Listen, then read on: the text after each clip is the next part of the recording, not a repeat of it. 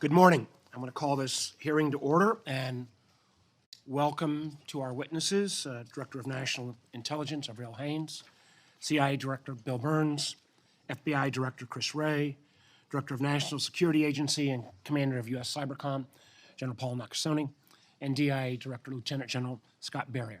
Thank you all for coming before the committee today to discuss the intelligence community's annual worldwide threat assessment.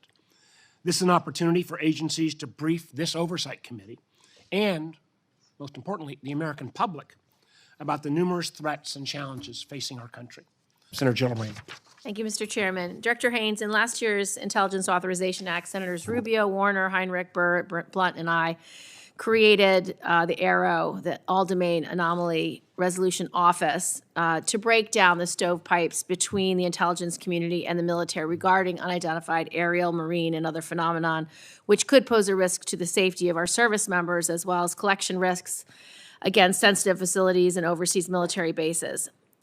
As recent events have shown, we need more and better sharing between the intelligence community and our military, and the stigmatization of the service members and personnel who come forward with this data is unacceptable. Do I have a commitment from you and each of our witnesses that you will work to reduce stigma, share intelligence between agencies, and as you're able with the public to ensure that we understand what's happening in our skies and seas? Yes, Senator, absolutely. And I agree with you that this is an issue, and it's something that we've been trying to work through, both by sending the message from leadership that this is important, but also creating mechanisms that allow for people to do this more easily and with less sort of stigma associated with it. And is the AARO office fully funded in your budget? Yes, I believe it is. Can you make sure, because it was left off last year from both the DoD and Intel's budgets? Right. So it's in DoD, but I think our support is funded in the National Intelligence Program, and we'll check to make sure on the Everybody DoD. else can answer the question. I believe it is funded. Thank you. Yes. I support, Senator. Thank you. Yes. A related, somewhat question is the issue of IC's agency's assessment with varying levels of confidence that most reported incidents can be explained by medical conditions, environmental or technical factors, and that it's unlikely that a foreign actor, including Russia, is conducting a sustained worldwide campaign involving hundreds of incidents without detection with regard to the anomalous health incidents.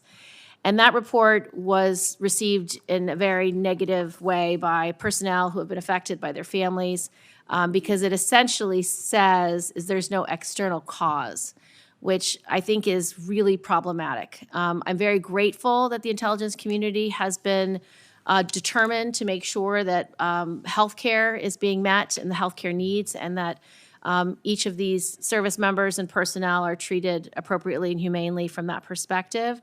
But I find it unacceptable that we are not continuing diligent analysis of possible causes. I do appreciate that the Department of Defense continues to do research in that regard, and I'd like General Barrier to give us an update on how you're looking at this issue and how you are continuing to assess possible causes, as well as possible delivery mechanisms. And I'd like to include delivery mechanisms from above. So whether it can be delivered by a drone or a spy balloon through a collection device or collection technology, I'd like an update, please. Thank you.